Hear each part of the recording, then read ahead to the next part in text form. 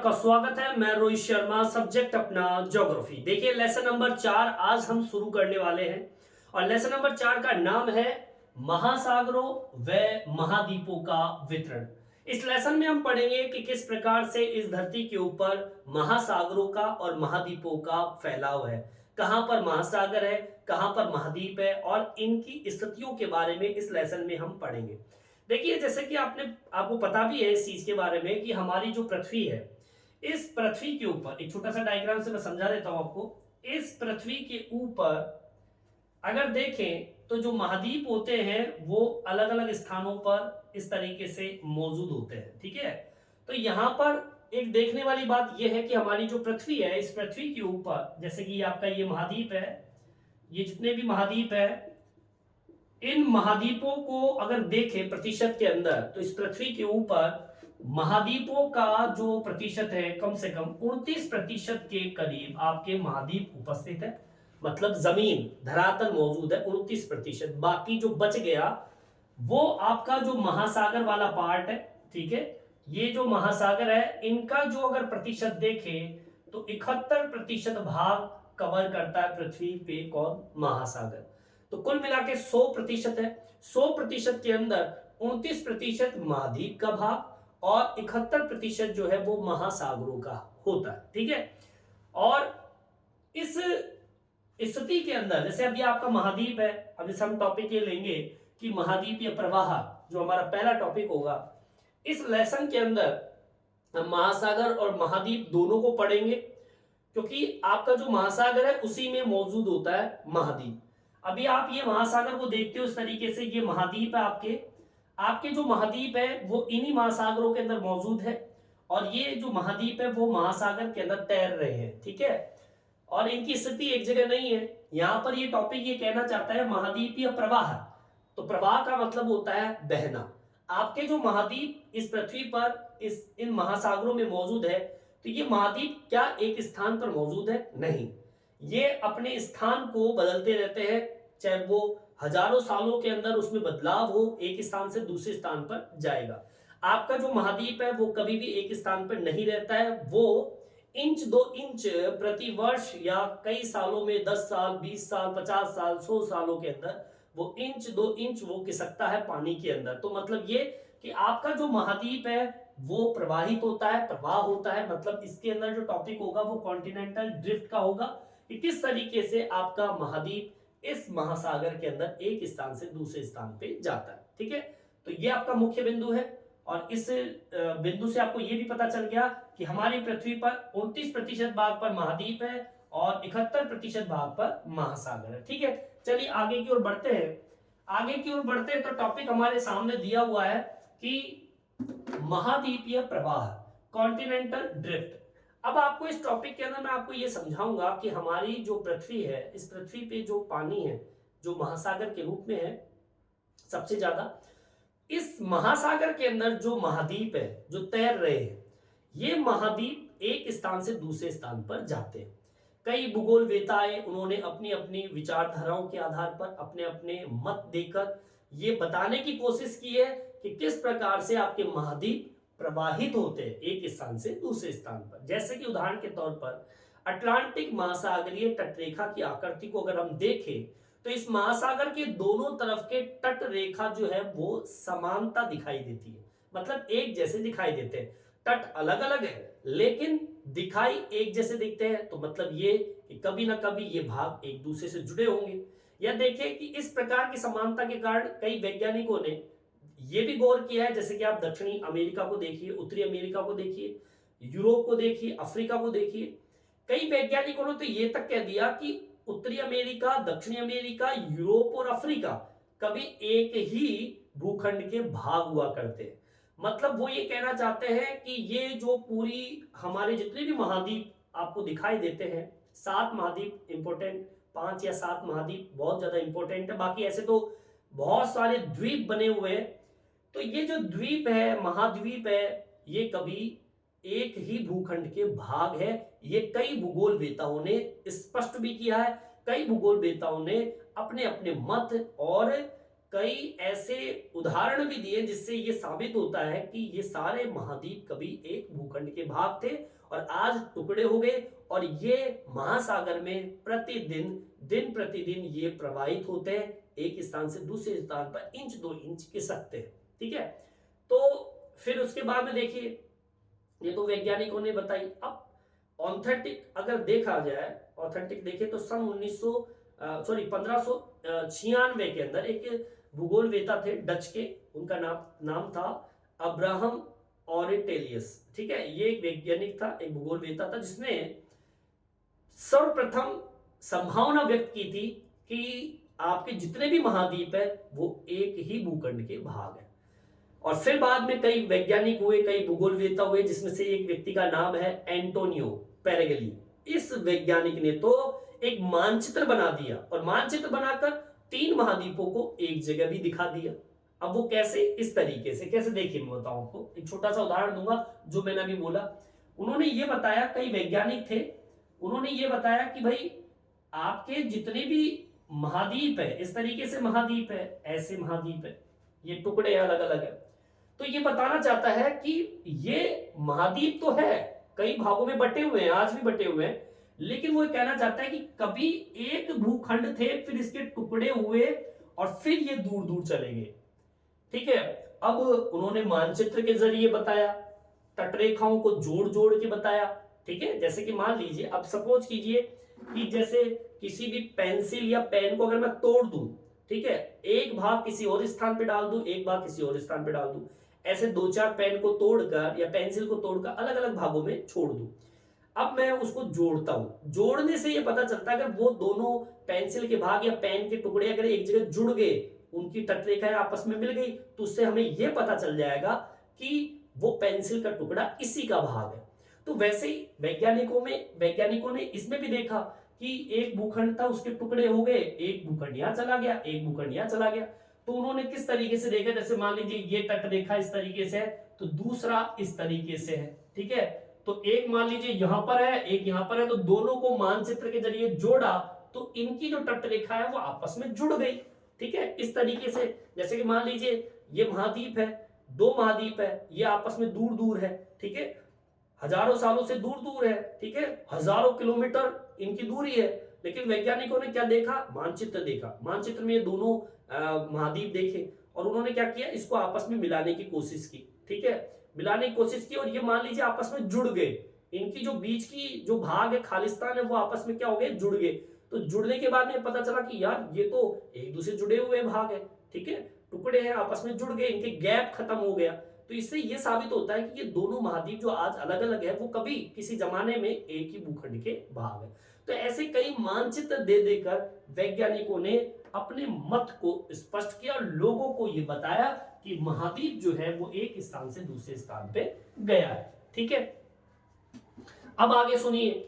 अब इस टॉपिक को कहां से शुरू करते हैं, पर इस टॉपिक को यहां से शुरू करते हैं कि सबसे पहली लाइन आपको लिखनी यह है कि अटलांटिक महासागरीय तटों। अब अच्छा, एक चीज और बता दूं आपको, मैं आपको महाद्वीपीय प्रवाह होता है, कॉन्टिनेंटल ड्रिफ्ट होता है, इसमें एक भूगोलवेता है एल्फ्रेड वेगनर, ये सबसे ज्यादा इसने अपने जो भी सिद्धांत बताया है उसको सबसे ज्यादा लोगों ने चाहा है, लोगों ने सराहना की है। उन्होंने जिस तरीके से एक्सप्लेन किया है उसके बारे में मैं बताऊंगा आपको, एल्फ्रेड वेगनर के बारे में, जिसने स्पष्ट रूप से बताया कि महाद्वीपों का विस्थापन होता है, एक स्थान से दूसरे स्थान पे महाद्वीप जाते हैं। इनके बारे में मैं बाद में बताऊंगा आपको, पहले आपको किस तरीके से इस टॉपिक को कंप्लीट करना है वो देखेंगे।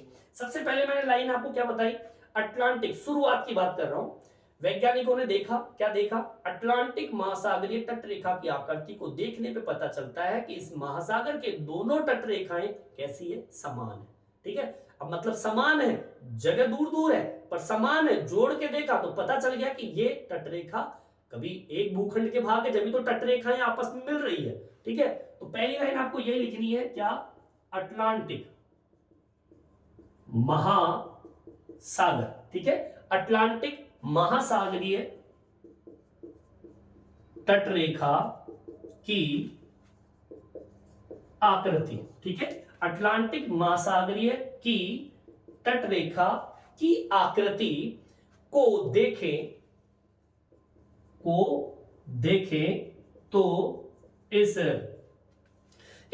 महासागर के दोनों तरफ, इस महासागर के दोनों तरफ की तटरेखा एक समान है।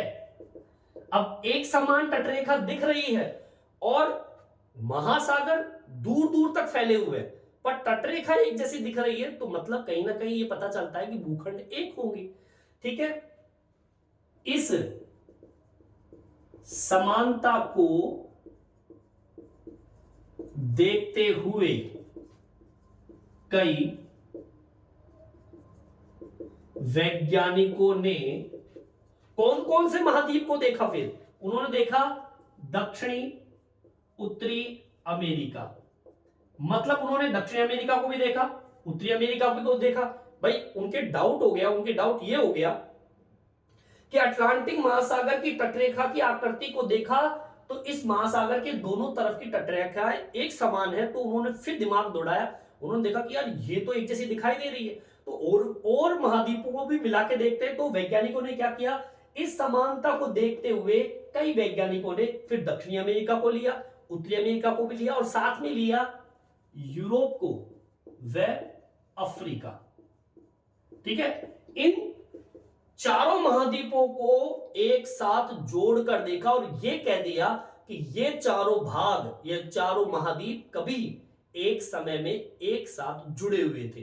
ठीक है, ये वैज्ञानिकों ने कही है बात, अफ्रीका के एक साथ होने की बात कही। समझ में आई बात? ठीक है, लेकिन आज तो अलग अलग है। अब कैसे पता लगाया? ठीक है, पहली संभावना किसने व्यक्त की? जैसे मैंने बताया आपको 1596 में। ठीक है, 1596 में एक कौन था? डच। ठीक है, डच स्थान है, वहां का एक मानचित्र वेता है। ठीक है, जो मानचित्र बनाता है, मानचित्र वेता। और इस मानचित्र वेता का नाम क्या है? अब्राहम ऑरेटेलियस। ठीक है, इस नाम के व्यक्ति ने सबसे पहली संभावना व्यक्त की कि जितने भी महाद्वीप है वो कभी एक भाग हुआ करते थे। ठीक है, अब्राहम ऑरेटेलियस ने संभावना सर्वप्रथम व्यक्त की और कहा कि ये सभी अलग अलग महाद्वीप कभी एक साथ जुड़े थे। ठीक है, ये कौन कहता है? अब्राहम। इस अब्राहम नाम के व्यक्ति ने अपने मानचित्र के जरिए ये देखा कि भैया ये तो जितने भी महाद्वीप आपस में उनकी किनारे जो है, वो टुकड़े जो है अलग अलग जो पानी में तैर रहे हैं, वो कभी एक हुआ करते थे। उनकी तटरेखाओं को मिला मिला के मानचित्र के जरिए और ये साबित कर दिया कि भाई वो एक ही का भाग। अब ये छोटा सा उदाहरण देखिए, जैसे मान लीजिए मेरा हाथ है, ठीक है, या अभी मैंने छोटा सा उदाहरण दिया, ये पेन है, इसके मैं टुकड़े कर दूं, ठीक है, तो अगर मैं जोड़ता हूं इसको तो ये जुड़ जाएगा। लेकिन अगर किसी दूसरे पेन के टुकड़े को अगर मैं इस पेन के साथ जोड़ना चाहूं तो नहीं जुड़ेगा, किसी भी कंडीशन में नहीं जुड़ेगा। क्यों नहीं जुड़ेगा? क्योंकि उसकी जो तटरेखा जो टूटी है वो इस तटरेखा और इस तटरेखा की एक समान होनी चाहिए। टूटा जहां से जो भाग टूटा है, वो रिक्त स्थान जो है वो तो तभी भरेंगे ना जब वो इसी का भाग होगा। अगर दूसरे का भाग होगा तो वो पता नहीं किस तरीके से टूटा है, तो आपस में जुड़ नहीं पाएगा। तो मानचित्र के जरिए सर्वप्रथम 1596 के अंदर डच मानचित्रवेत्ता अब्राहम ऑरेटेलियस ने संभावना व्यक्त की कि भैया जितने भी महाद्वीप हुए हैं ये सब कभी एक ही भाग हुआ करते थे। ठीक है, और एक वैज्ञानिक और था, मैंने बताया था एंटोनियो। ठीक है, एंटोनियो। ठीक है, एंटोनियो इसका पूरा नाम है एंटोनियो पेरेग्रिनी। पेरेग्रिनी इस नाम के व्यक्ति ने, इस व्यक्ति ने मानचित्र के द्वारा 3 महाद्वीपों को एक साथ जोड़ दिया और यह कह दिया कि भैया जितने भी महाद्वीप है वो आपस में जुड़ रहे हैं, तो मतलब ये कभी ना कभी एक ही भूखंड के भाग है। ठीक है, ने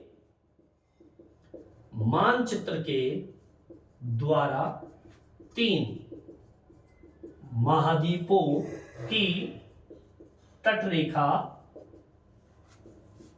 जोड़कर दिखाया।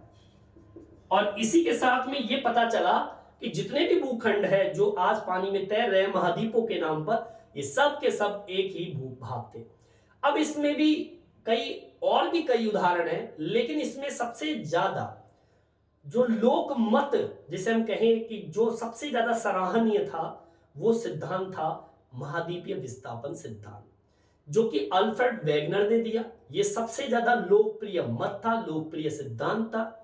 और यह सिद्धांत जो है वो महाद्वीप और महासागर के वितरण को प्रदर्शित करता है कि किस तरीके से आपके महासागर है, उस महासागर में महाद्वीप है, और महाद्वीप किस तरीके से पानी में तैर रहे हैं। और यह सबसे ज्यादा लोकप्रिय मत माना जाता है। वेरी इंपॉर्टेंट है एग्जाम को देखते हुए, इनसे ज्यादा सबसे ज्यादा इंपॉर्टेंट महाद्वीप या ड्रिफ्ट, जो कॉन्टिनेंटल ड्रिफ्ट के बारे में जिसने सटीक तरीके से इसको समझाया है, वो अल्फ्रेड वेगनर ही है, और इसको आपको याद करना है। ठीक है, अब ये इसी की बात करेंगे। यहां तक समझ आ गया होगा, यहां तक आप उतार लीजिए। देखिए आगे की ओर बढ़ते हैं। टॉपिक मैंने डाल दिया है महाद्वीपीय विस्थापन सिद्धांत, जो कि आपके महाद्वीपीय प्रवाह से ही संबंधित है। मैंने आपको बताया अभी कि महाद्वीप पानी में तैरता है और महाद्वीप का प्रवाह होता है, वो एक स्थान से दूसरे स्थान पे जाते हैं। तो एक व्यक्ति आता है इनके बीच में से उठकर, जितने भी भूगोल वेता है उसमें से एक जर्मन भूगोल वेता आता है, उसका नाम है अल्फ्रेड वेगनर। इसने महाद्वीपीय विस्थापन सिद्धांत को प्रस्तुत किया 1912 के अंदर, और यह सबसे ज्यादा लोकप्रिय मत माना जाता है। और यह सिद्धांत जो था वो महाद्वीप और महासागर के वितरण से संबंधित था कि किस प्रकार से महाद्वीप एक स्थान से दूसरे स्थान पे जाते हैं, पानी में रहते हैं, किस तरीके से वो तैरते हैं, उनकी पूरी कंडीशन के बारे में उन्होंने बताया। तो सबसे वेरी इंपॉर्टेंट टॉपिक, ठीक है, और इसको मोस्ट लगा रहा हूं मैं। इसमें न्यू टाइप का क्वेश्चन भी आपका बनता है। ठीक है, लिखेंगे क्या? जर्मन मौसमविद भूगोल वेता अल्फ्रेड वेगनर ने महाद्वीपीय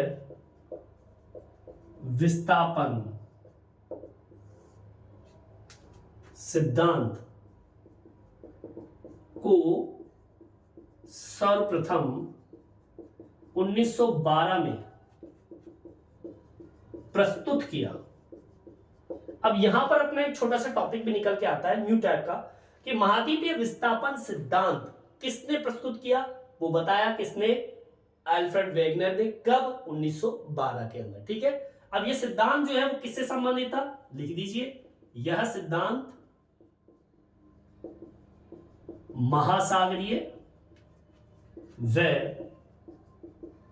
महाद्वीपों के वितरण से संबंधित है। मतलब ये जो सिद्धांत है वो महाद्वीप और महासागरों का वितरण किस प्रकार से है, कहां कहां पर मौजूद है, उसके बारे में ये बताया गया। चलिए अब मैं एक छोटे से डायग्राम से इस टॉपिक को पूरा कर देता हूं, आपके समझ में भी आ जाएगा किस तरीके से। देखिए, महाद्वीपीय विस्थापन सिद्धांत को अगर आपको समझना है तो अल्फ्रेड वेगनर की कई बातों पर ध्यान देना होगा।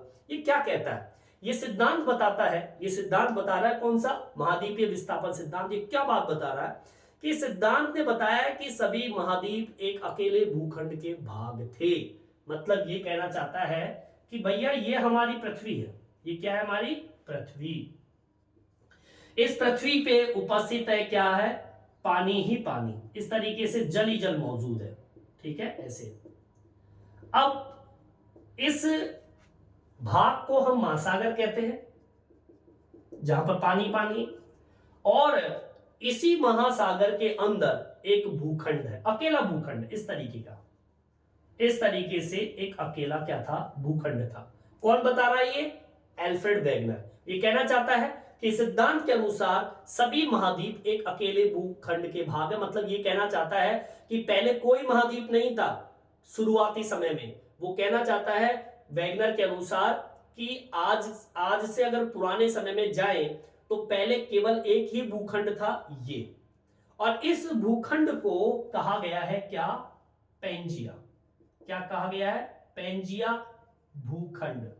मतलब एक तरीके से महाद्वीप मान लीजिए, एक ही भूखंड था ये, जिसको हम पेंजिया बोलते हैं, और कुछ नहीं था इस पृथ्वी के ऊपर। और ये पेंजिया कहां पर तैर रहा था? पानी में।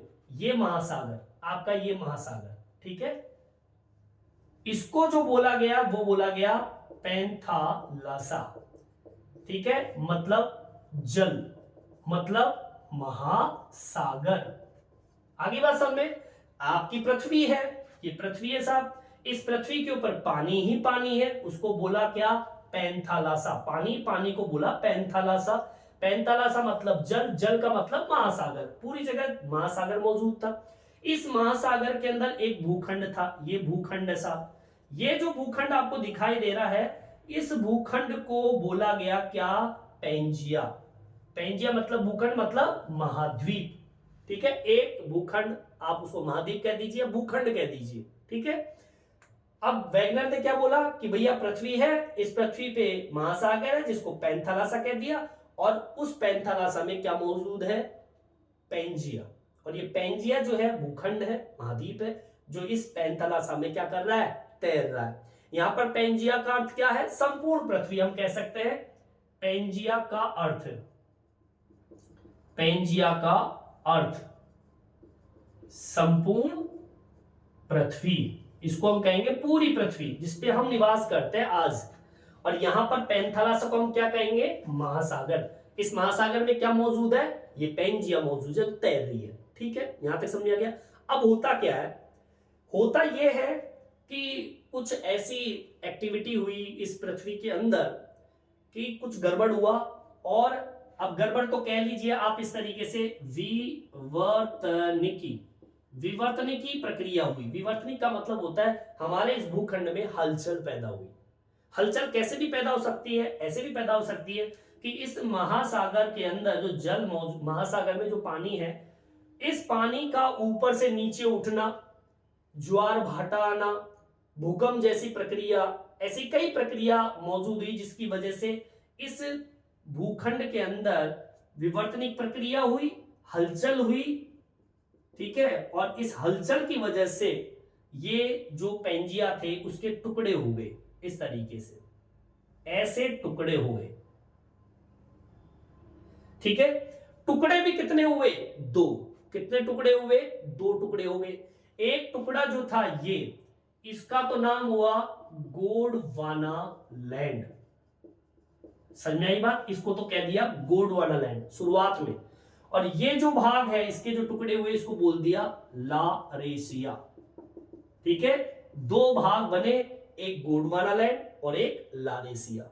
बोलिए आगे बात सब में क्लियर? बिल्कुल सिंपल सी बात मैंने आपको बता दी है कि भैया सबसे पहले जो था वो भूखंड, जो हम कहे कि भैया पहले तो एक भाग था जो पानी में तैर रहा था, इसको पेंजिया कहते हैं। पेंजिया के दो टुकड़े हो गए, एक टुकड़ा गोंडवाना लैंड और एक टुकड़ा लारेशिया का हो गया। फिर बाद में इसके भी टुकड़े हो गए। कौन सी क्रिया? विवर्तनिक क्रिया, भूकंप, हलचल, सुनामी, कुछ भी जो इस भूखंड को प्रभावित कर रहे थे, उससे हुआ क्या? इसके भी टुकड़े हो गए इस तरीके से, इसके भी टुकड़े हो गए इस तरीके से। ऐसे कई टुकड़ों के अंदर ये क्या हो गया? ये पेंजिया विभाजित हो गया। आगे बात समझे? इस तरीके से इसके 5-7 टुकड़े हो गए। और ये पानी के अंदर तैरते तैरते, जैसे ये यहां पहुंच गया इस तरीके से, ठीक है, ये इस जगह पहुंच गया, ठीक है, ये यहीं रह गया, ये इधर पहुंच गया इस तरीके से, ठीक है, ये यहां पहुंच गया। ऐसे इस पेंजिया के कई टुकड़े हो गए और विभाजित हो गए। उदाहरण के तौर पे मैं बताऊं आपको, जैसे गोंडवाना लैंड को अगर देखें तो भारत कहां पर है? गोंडवाना लैंड के अंदर। समझ में आई बात? अगर हम भारत को देखें तो ये भारत जो है वो गोंडवाना लैंड का ही भाग है। समझ में आई बात? ऑस्ट्रेलिया को देख लीजिए, वो भी गोंडवाना लैंड का ही भाग है। उत्तरी अमेरिका को देखें तो आपके लारेशिया का भाग है, ठीक है, उत्तरी अमेरिका, ये लारेशिया का भाग है। तो ऐसे कई भागों में ये महाद्वीपों के अंदर बदल गए, और इसी सिद्धांत को हम कहते हैं महाद्वीपीय विस्थापन सिद्धांत। और ये किसने बताया था? ये बताया था एल्फ्रेड वेगनर ने। इस तरीके से आपके महाद्वीप बने, इस तरीके से टुकड़े हुए। टुकड़े होने का कारण मैंने बता दिया, विवर्तनिक प्रक्रिया, जमीन में हलचल पैदा होना, दरार आना, जिसकी वजह से इसके टुकड़े हो गए, अलग अलग भागों अलग अलग दिशाओं में तैरने लगे, और आज महाद्वीपों के नाम से इसको जानते हैं। अब इस टॉपिक को किस प्रकार से एक्सप्लेन करना है उसकी भी हम बात कर लेते हैं। इस डायग्राम से आपको कुछ तो समझ में आया होगा, ठीक है। चलिए इसको साफ कर देते हैं अपन। अब इसका आंसर हम लिखते हैं, ठीक है। देखिए, यह सिद्धांत महासागरीय और महाद्वीपों के वितरण को प्रदर्शित करता है। अब आपको अगली लाइन क्या लिखनी है? इस सिद्धांत ने बताया, लिखेंगे यहां से इंपॉर्टेंट है, इस सिद्धांत ने बताया कि, अब इस सिद्धांत ने क्या बताया? सभी महाद्वीप एक अकेले भूखंड के भाग थे। सभी महाद्वीप एक अकेले भूखंड के भाग थे। ये वैज्ञानिक अल्फ्रेड वेगनर इस सिद्धांत के जरिए बताना चाहता है कि भैया शुरुआत में सभी महाद्वीप जो आज अलग अलग है वो कभी ना कभी पहले पुराने समय में एक ही भूखंड के भाग थे, जो भी मैंने डायग्राम से भी आपको समझा दिया। अब वेगनर क्या बता रहा है? वेगनर के अनुसार आज के सभी महाद्वीप एक भूखंड के भाग थे, जिसे क्या नाम दिया मैंने? पैंजिया, जो इस व्यक्ति ने दिया, ठीक है। और पैंजिया महासागर में तैर रहा है, और महासागर के जल को क्या बोला? पैंथालासा, ठीक है, लिख देंगे। वेगनर के अनुसार, अब वेगनर के अनुसार क्या? सभी महाद्वीप, ये सभी महाद्वीप एक भूखंड के भाग थे। इस भूखंड को पैंजिया नाम दिया। यह पैंजिया महासागर के जल में उपस्थित थी।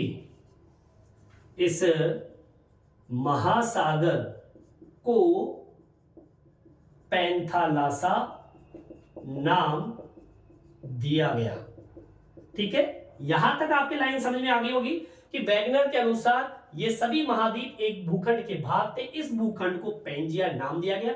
ये पैंजिया कहां पर मौजूद? महासागर के जल में उपस्थित थी, और इस महासागर को क्या नाम दे दिया? पैंथालासा, ठीक है। अब यहां पे मैं ये डाल देता हूं, देखिए पैंजिया का अर्थ, पैंजिया का अर्थ क्या बताया था मैंने? संपूर्ण पृथ्वी। और यहीं पर पैंथालासा में लिख देता हूं मैं, पैंथालासा, पैंथालासा का अर्थ महासागरीय जल, ये इसका अर्थ हो गया। क्लियर? आगे बात समझ में। पैंजिया का अर्थ है संपूर्ण पृथ्वी, और पैंथालासा का मतलब होता है महासागरीय जल। वेगनर के अनुसार 20 करोड़ वर्ष पहले संभव होता है, पहले इन बड़े भूभागों जिसे हम पैंजिया कहते हैं, इसका विभाजन प्रारंभ हो गया, ठीक है। चलिए अभी मैं बताऊंगा आपको, विभाजन से 2 भाग बने थे, जो मैं आपको बता दूंगा अभी आपको। यहां तक समझ में आ गया होगा, यहां तक आप उतार लीजिए। देखिए आगे की ओर बढ़ते हैं। अब मैंने आपको बताया क्या वेगनर कहता है, क्या कहता है? वेगनर के अनुसार लगभग 20 करोड़ वर्ष पहले क्या हुआ? हुआ क्या? इतने बड़े महाद्वीप जिसे हम पैंजिया कहते हैं, उसका विभाजन प्रारंभ हो गया, टुकड़े होने लग गए, ठीक है। पहले इसका पैंजिया का विभाजन प्रारंभ हो गया, ठीक है। वेगनर के अनुसार लगभग 20 करोड़ वर्ष पहले इसका मतलब पैंजिया का विभाजन प्रारंभ हो गया। अब विभाजन के अंदर 2 टुकड़े हुए, ठीक है। पैंजिया का सर्वप्रथम 2 भागों में विभाजन हुआ। अब वो 2 भाग कौन कौन से हैं? सबसे पहला जो भाग है वो था गोंडवाना लैंड या लारेंसिया, और दूसरा भाग था गोंडवाना लैंड। ये 2 भागों में आपका पैंजिया बट गया, ठीक है। इसके बाद में लारेशिया गोंडवाना के भी धीरे धीरे अनेक छोटे छोटे भागों में टुकड़े हो गए, जो आज कई महाद्वीपों के रूप में आपको दिखाई देते हैं। ठीक है, लिख देंगे। इसके बाद इन लारेशिया व गोंडवाना लैंड के छोटे छोटे महाद्वीपों में क्या हो गया, विभाजन हो गया। अब जैसे कि अगर इनको भी देखें, अगर विभाजन की बात करें तो जैसे कि आप गोंडवाना लैंड को देख लीजिए। गोंडवाना लैंड, आज हम गोंडवाना लैंड को देखते हैं तो भारत जो है वो इसी का भाग है। ठीक है, अब विभाजन हुए हैं ना, इनके भी तो टुकड़े हुए हैं, जो कि मैंने डायग्राम से भी समझाया आपको। इनके भी टुकड़े हुए, जैसे कि गोंडवाना लैंड भारत को देख लीजिए। ऑस्ट्रेलिया, अब देख लीजिए ऑस्ट्रेलिया आपसे कितना दूर है, अलग थलग पड़ा हुआ है, ये भी गोंडवाना लैंड के ही भाग है, इसके टुकड़े हुए थे। इसके अलावा दक्षिणी अफ्रीका को देख लीजिए, ये भी अलग भाग है, ये भी गोंडवाना लैंड का ही भाग है। इसके अलावा दक्षिणी अमेरिका को देख लीजिए, ये सब इसी में शामिल है, गोंडवाना लैंड के ही भाग थे, जो आज अलग अलग भागों में, हिस्सों में बट गए। इसके अलावा लारेशिया को देख लीजिए। अगर मैं लारेशिया को देखूं तो लारेशिया के अंदर कौन कौन से भाग है, आज उत्तरी अमेरिका का भाग है, अलग बटा हुआ है, ये लारेशिया का ही भाग था। ठीक है, यूरोप को देख लीजिए। ठीक है, इसके अलावा एशिया के कुछ भाग भी इसमें शामिल है, एशिया के कुछ भाग ये भी किसमें शामिल है, लारेशिया में।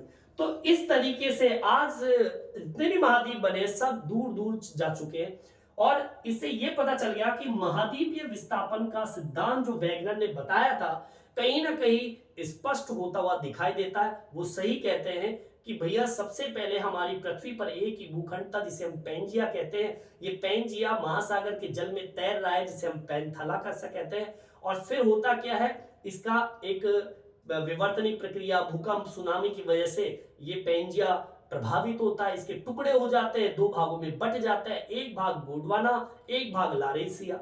फिर इनके भी टुकड़े होना शुरू हो जाते हैं, जो आज गोंडवाना भारत, ऑस्ट्रेलिया, दक्षिणी अफ्रीका और दक्षिणी अमेरिका, ये उत्तरी भाग है। ये कौन से भाग है, उत्तरी भाग, सही में आई बात।